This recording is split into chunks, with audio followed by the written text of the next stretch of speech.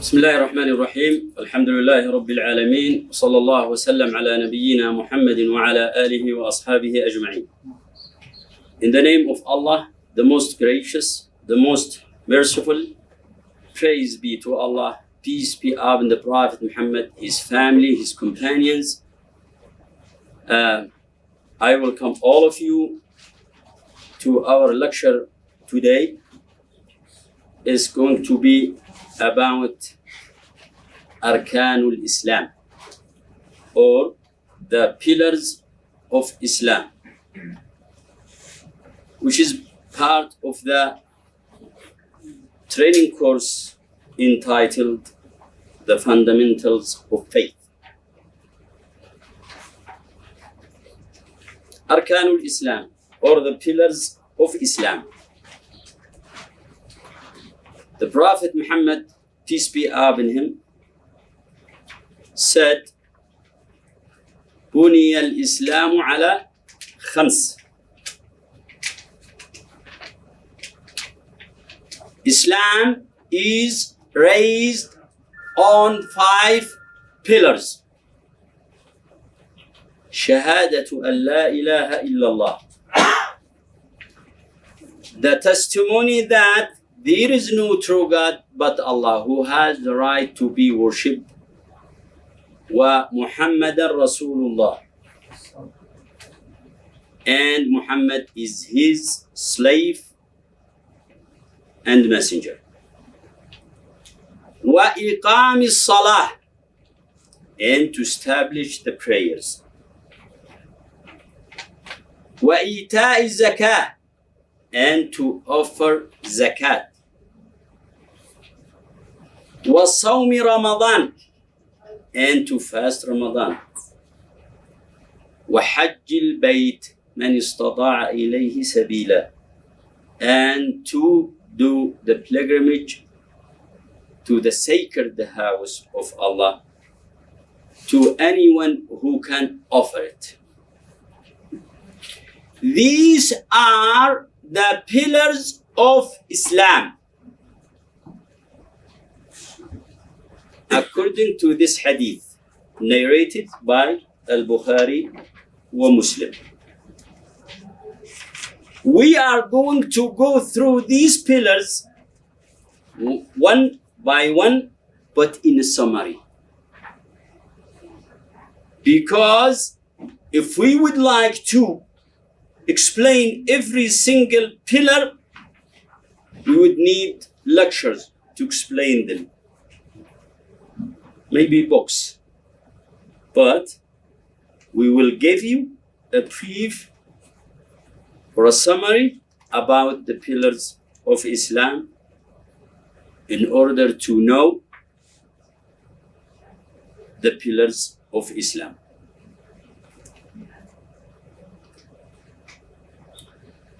The first pillar, the testimony or the shahada. In Arabic, the shahada, or in English, the testimony of La ilaha illallah Muhammadan Rasulullah. La ilaha illallah Muhammadan Rasulullah. There is no true God but Allah, who has the right to be worshipped, and Muhammad is his servant and messenger. Okay. What is the meaning of La ilaha illallah? What is the importance of La ilaha illallah? The meaning of La ilaha illallah, as I said, none has the right to be worshipped except Allah. It is the negation of worshipping anyone beside Allah, and the affirmation of worshipping Allah. This is the meaning of La ilaha illallah. Okay. There are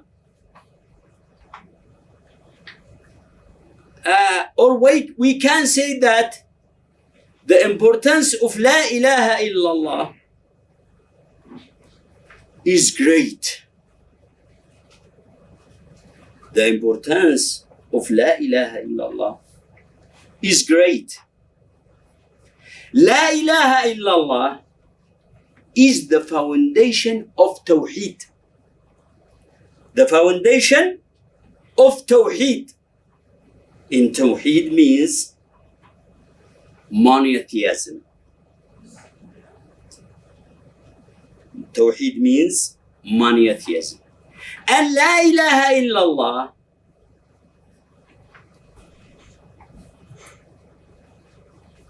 or the importance of La ilaha illallah, as I said, is great. Allah created mankind and jinns for La ilaha illallah. Allah the Almighty said in the Holy Quran, وَمَا خَلَقْتُ الْجِنَّ وَالْإِنسَ إِلَّا لِيَعْبُدُونَ. I created not jinns and mankind except to worship. To worship whom? To worship Allah. So the whole creation is for La ilaha illallah. And La ilaha illallah was the first knowledge that the Prophet Muhammad, peace be upon him, was asked to learn, to know. Allah said in the Quran, فَاعْلَمْ أَنَّهُ لَا إِلَهَ إِلَّا اللَّهِ. Surely know that there is no true God but Allah. There is no true God but Allah. So this is the first knowledge that the Prophet Muhammad, peace be upon him, was ordered to know, and also all Muslims have to know. Have to know La ilaha illallah. Have to know the meaning of La ilaha illallah. Have to act upon La ilaha illallah in order to be successful in this life and in the hereafter. And La ilaha illallah also was the first message that all prophets and messengers were ordered to convey to their nations, to their people. Allah subhanahu wa ta'ala said in the Holy Quran, وَلَقَدْ بَعَثْنَا فِي كُلِّ أُمَّةٍ رَسُولًا أَنِ اعْبُدُوا اللَّهَ وَاجْتَنِبُوا الطَّاغُوتَ. Indeed, we sent among every nation a prophet, a messenger, saying that worship none but Allah and avoid at-taghut. And avoid at-taghut. And at-taghut, Arabic word, means any deity worshipped beside Allah.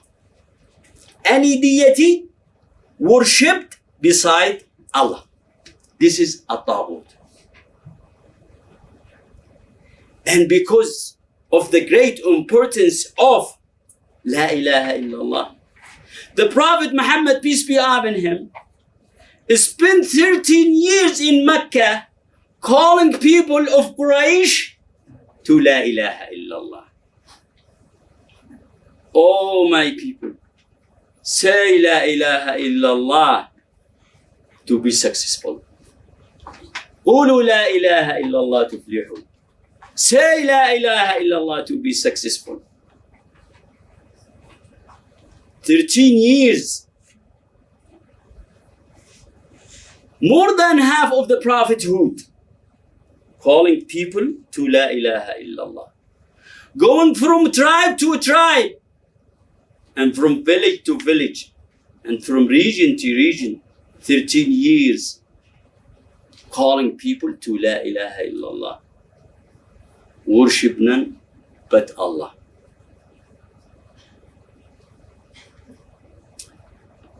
And La ilaha illallah is heavier than the whole world in earth. And La ilaha illallah is the best supplication and remembrance of Allah. This is only a brief description of La ilaha illallah, the meaning and the importance. But if we would like to go on regarding this word, we would need lectures in order to finish the meaning of La ilaha illallah and the importance of La ilaha illallah. So this is the meaning and the importance of the first part of the testimony of Islam. Ashhadu an la ilaha illallah wa anna Muhammadan abduhu wa rasuluh. The second part of the testimony of Islam is Muhammadan Rasulullah. What is the meaning and the importance of Muhammadan Rasulullah? Muhammad was sent, peace be upon him, was sent as a messenger by Allah to all mankind. This is the first thing that we should know about this part of the testimony of Islam. That Muhammad, peace be upon him, was sent by Allah to all mankind, for all nations, from his time until the day of judgment.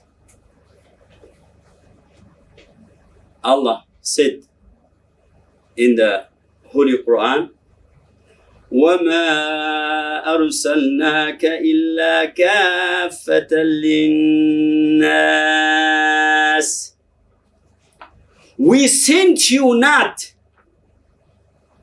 except as a warner for all people. And also Allah said in the Holy Quran, وَمَا أَرْسَلْنَاكَ إِلَّا رَحْمَةً لِلْعَالَمِينَ. We sent you not except as a mercy for all mankind, from his time until the day of judgment. And another thing, the Prophet Muhammad, peace be upon him,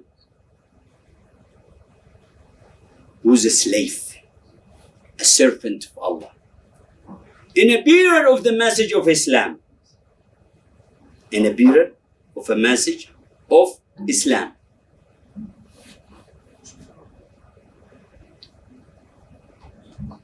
He was not a deity to be worshipped beside Allah. He was a servant of Allah.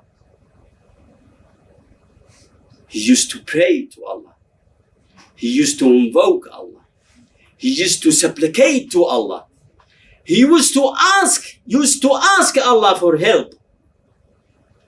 He was just a slave, as Allah said in the Quran, فَأَوْحَى إِلَىٰ عَبْدِهِ مَا أَوْحَى. And he revealed to his slave. Allah described him as a slave.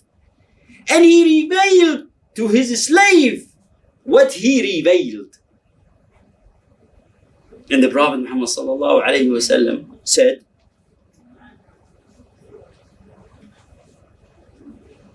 لا تطروني كما أطرت النصارى ابن مريم فإنما أنا عبد. فإنما أنا عبد فقولوا عبد الله ورسوله. Don't exaggerate in praising me as the Christians exaggerated in praising Ibn Maryam, Jesus, peace be upon him. Indeed, I am a slave. I am a servant. And say, the servant of Allah and the messenger of Allah. So, he was a servant of Allah who conveyed the message to the people, to all mankind. And another thing about the second part of the testimony of Islam, Shahada, is to obey the Prophet Muhammad, peace be upon him, whatever he commanded, and to abstain from what he prohibited.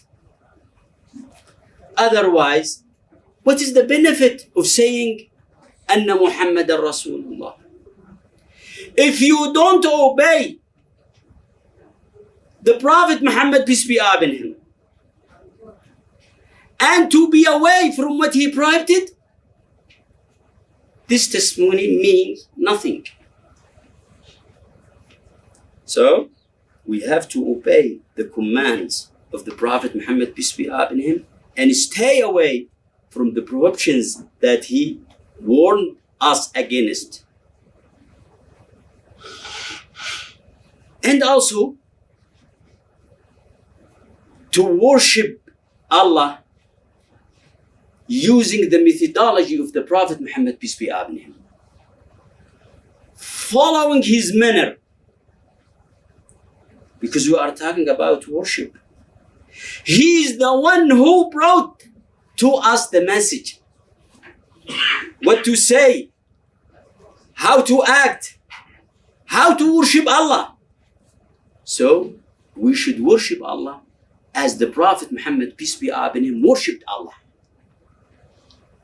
He said, "Sallu kama ra'aytumuni usalli."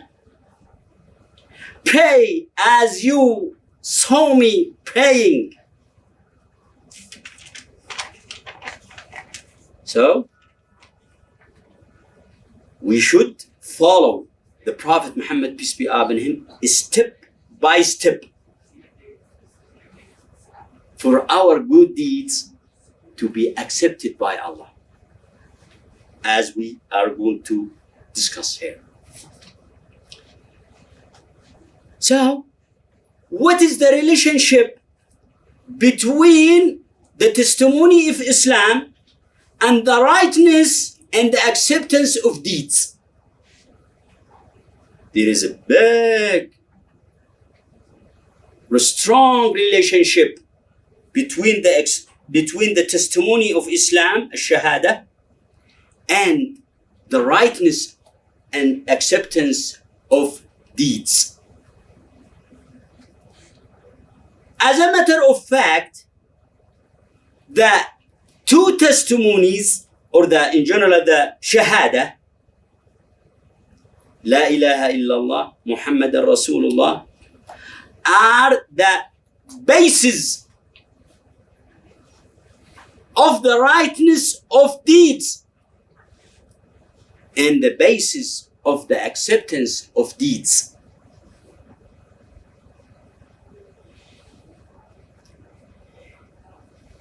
Also, the validity of good deeds and the acceptance of good deeds cannot be achieved without al-ikhlas. Without al-ikhlas. We need al-ikhlas, sincerity, to devote your worship to Allah. Without al-ikhlas, without sincerity, your deeds will not be accepted by Allah. This is the first condition of accepting the good deeds. Al-ikhlas, sincerity. The second condition of accepting the good deeds is al-mutaba'ah. Al-mutaba'ah. to follow the steps of the Prophet Muhammad, peace be upon him, to follow the methodology of the Prophet Muhammad, peace be upon him. So we need two conditions for our good deeds to be accepted by Allah.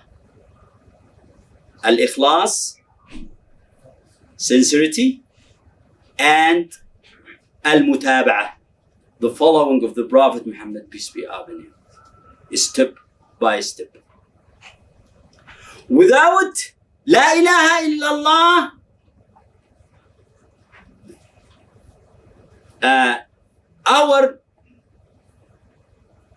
the rightness of deeds is not valid. And without al-ikhlas and al-mutaba'ah, the acceptance of our good deeds is not valid. You see, there is a strong relationship between the rightness of deeds and acceptance of deeds and the testimony of Islam. A strong relationship. You have to bear this in mind for yourself, to be sure that you fulfill these things in order to be accepted and in order to convey the message to others.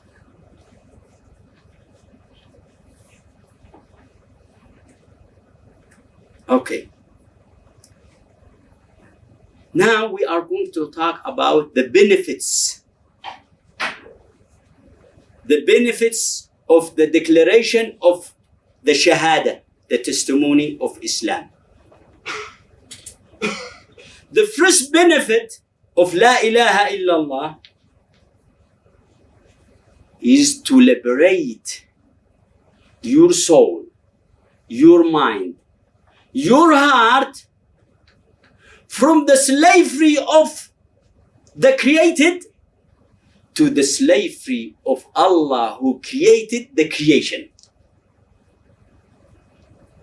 This is the first benefit of the testimony.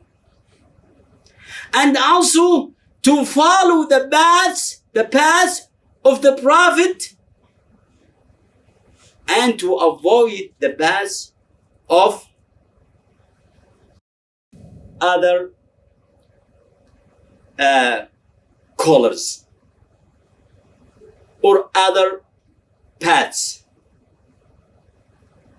So we have two benefits: to liberate yourself from the slavery of the created to the slavery of Allah, and to follow the path of the Prophet Muhammad, peace be upon him, and to avoid the paths of others.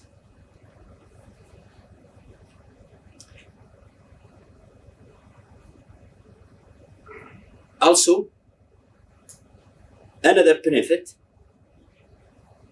whoever says La ilaha illallah, whoever says La ilaha illallah, Muhammad Rasulullah, his blood and his property are prohibited, sacrosanct. No one can touch them under the umbrella of the testimony of Islam. The Prophet Muhammad sallallahu alayhi wasallam, peace be upon him, said, "Man qala la ilaha illallah wa kafara bima yu'badu min dunillah haruma damuhu wa maluhu wa hisabuhu ala Allah." Whoever says La ilaha illallah and reject any worship, any deity to be worshipped beside Allah, his blood and his property are prohibited, sacrosanct. And this hadith is narrated by Muslim. This is another benefit for those who declare the testimony of Islam. Their blood and their property are saved under the umbrella of Islam. No one can touch them at all. Another benefit. You know, anyone enters Islam, his past sins are all forgiven. As he is born, or as his birth date, as he is in the state of birth date.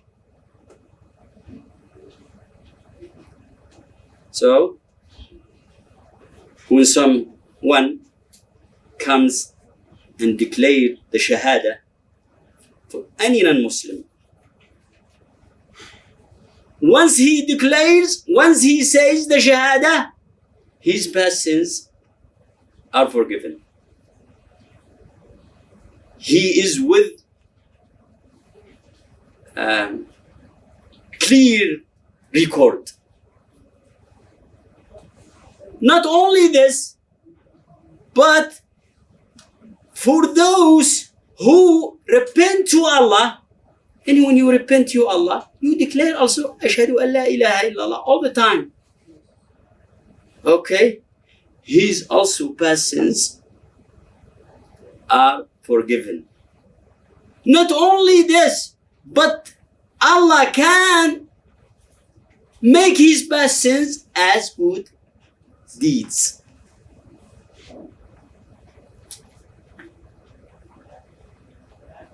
Forgiving sins under the testimony of Islam. And another benefit. Whoever says La ilaha illallah sincerely from his deep heart will enter paradise. The Prophet Muhammad sallallahu alayhi wa sallam, peace be upon him, said, Man qala la ilaha illallah mukhlisan dakhala al-jannah. In this hadith, or whoever says La ilaha illallah sincerely will enter paradise. This hadith is narrated by Al-Bazzar, and it's in the authentic or Sahih al-Jami for Al-Albani. And also, whoever's last word, La ilaha illallah, in this life, will enter paradise too. For this, the Prophet Muhammad, peace be upon him, said, لقنوا موتاكم لا إله إلا الله فإنه من كان آخر كلامه لا إله إلا الله دخل الجنة. Urge your people at the death bed, La ilaha illallah. Because whoever says La ilaha illallah, or whoever's last word La ilaha illallah, will enter al-Jannah, will enter the paradise. وَإِنْ أَصَابَهُ, at the end of the hadith, وَإِنْ أَصَابَهُ قَبْلَ ذَلِكَ مَا أَصَابَهُ. And even he faces any punishment before this any day, eventually he will enter paradise, as long as his last word in this life is La ilaha illallah. So, do you agree with me that there is a great benefit of the Shahada? Of course, there is a great benefit of a shahada. So we should work on the shahada. We should act on the shahada. It's not a matter of a word coming from the mouth. It's a matter of implementation in your daily life. What is the benefit of La ilaha illallah? And some Muslims go to graves to ask the dead. What is the benefit of La ilaha illallah? And you invoke the dead. What is the benefit of La ilaha illallah? And you commit the act of shirk. La ilaha illallah in this state will not benefit you at all. You should implement La ilaha illallah in your life as the Prophet Muhammad, peace be upon him, prescribed it for you. To worship none beside Allah.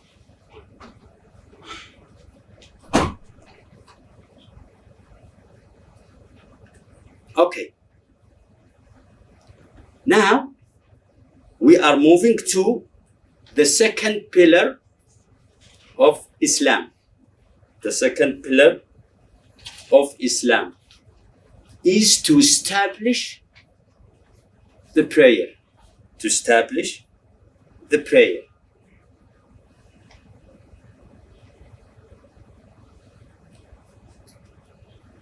To establish the prayer on the right time.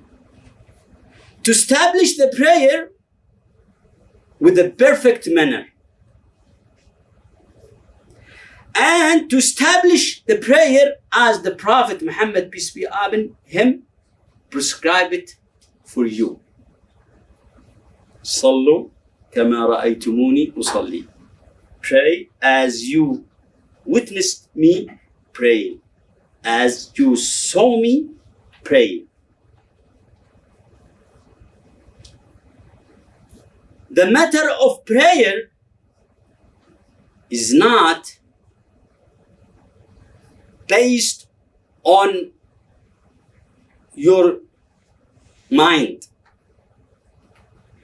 It is based upon the methodology of the Prophet Muhammad, peace be upon him. You follow the Prophet Muhammad, peace be upon him, in your prayer. And this is, as I said, one main condition of the acceptance of your good deeds. Your prayer will not be accepted unless you perform it as the Prophet Muhammad, peace be upon him, prescribed it for you. Otherwise, your prayer is not going to be accepted. This is the most important thing I would like to clarify to you about the prayer. To do it in the right time and perfect manner, and as the Prophet Muhammad, peace be upon him, prescribed it for you.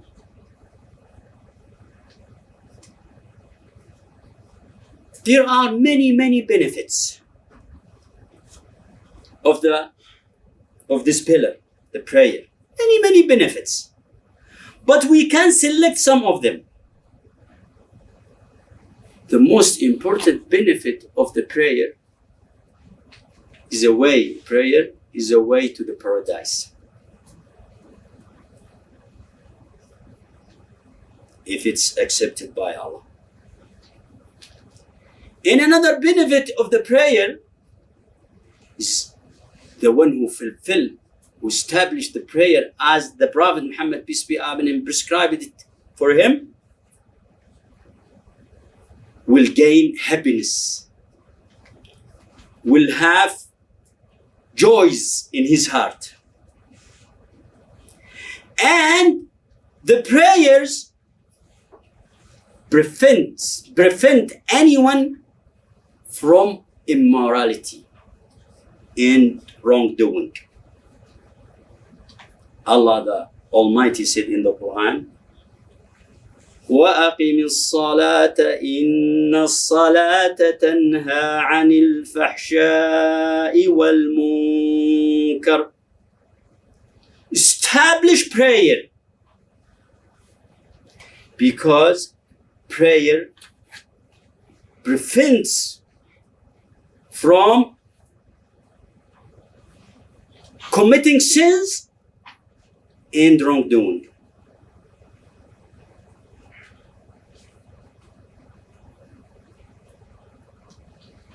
Another pillar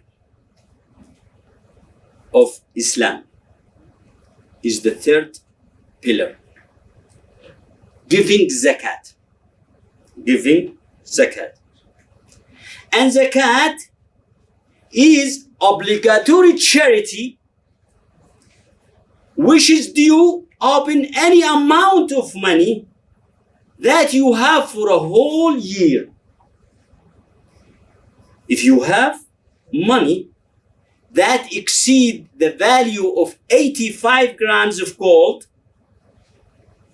for a whole year, then you have to pay 2.5% of that amount of money as obligatory charity. This is for the money, but there is also zakat, mandatory charity for other properties, and they are well described in the book of fiqh, and you can read about this. Some of the benefits of the zakah, in addition to the great reward from Allah, by offering zakah, by paying zakah, charity, you purify your soul from the characteristic of stinginess. And also, you purify your money, you purify your wealth. And also, you help Islam and you help Muslims. You bring mutual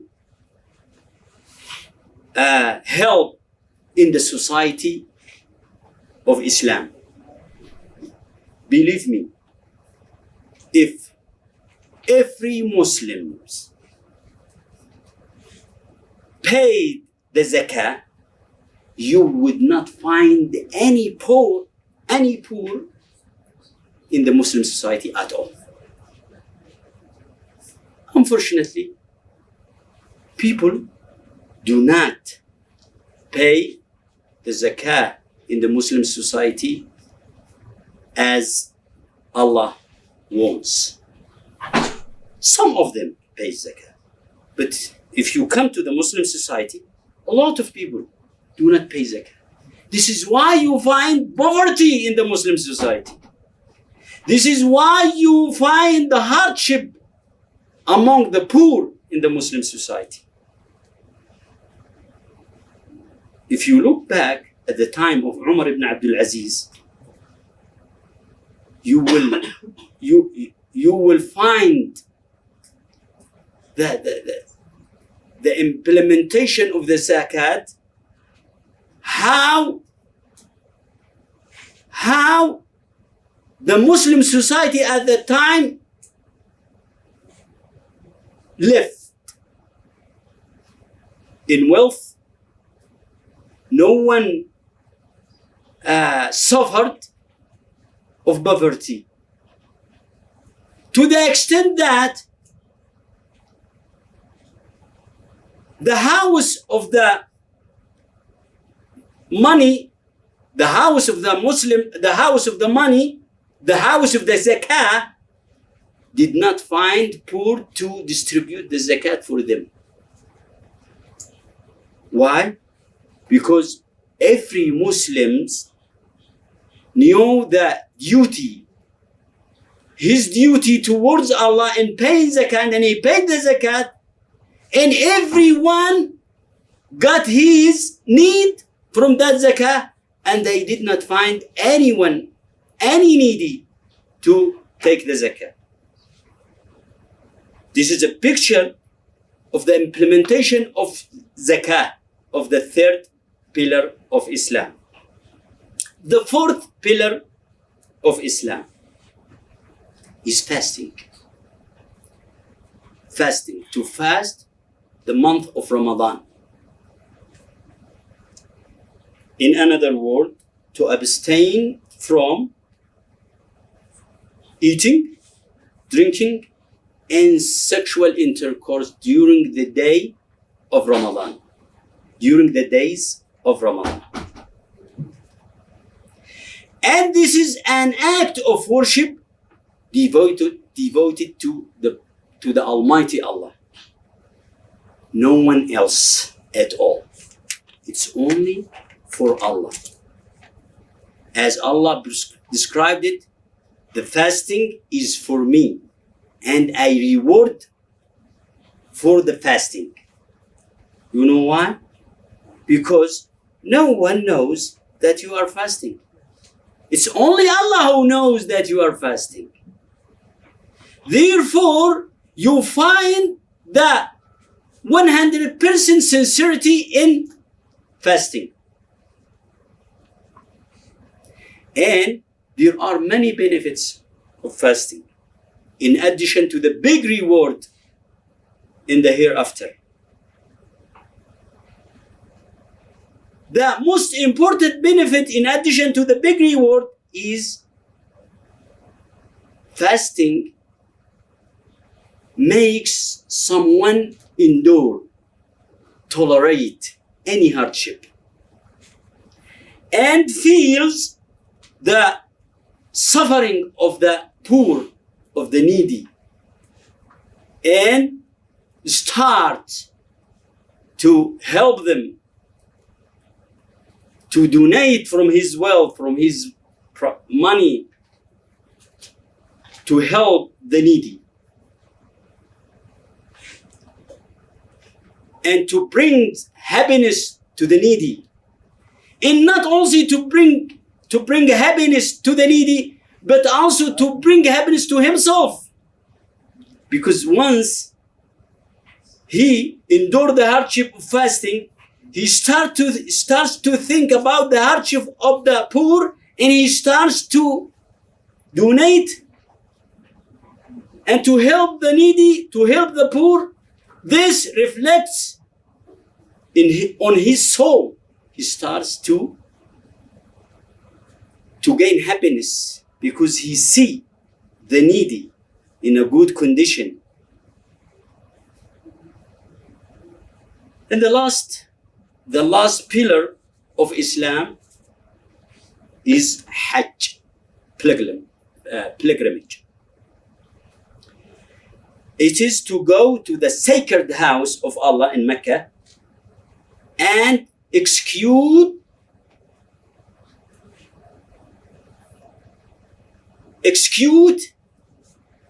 the rite of Hajj. It's only once in your lifespan. And it's only for those who are able to go to the sacred house physically and financially. لمن استطاع إليه سبيلا. And in the sacred house, you perform the rites of Hajj within days. Within days. But you gain a big reward. You gain a big reward. It is the Jannah. It is the paradise. The big reward of Hajj is paradise. And there are many ahadith about this. And the benefit of Hajj for any Muslim is also great. In addition to the big reward, as I said, you train yourself physically and financially for the sake of Allah. Because you pay for the Hajj, for the traveling, for spending during the time of Hajj. And also, you suffer during the days of Hajj. It is the suffering for the sake of Allah.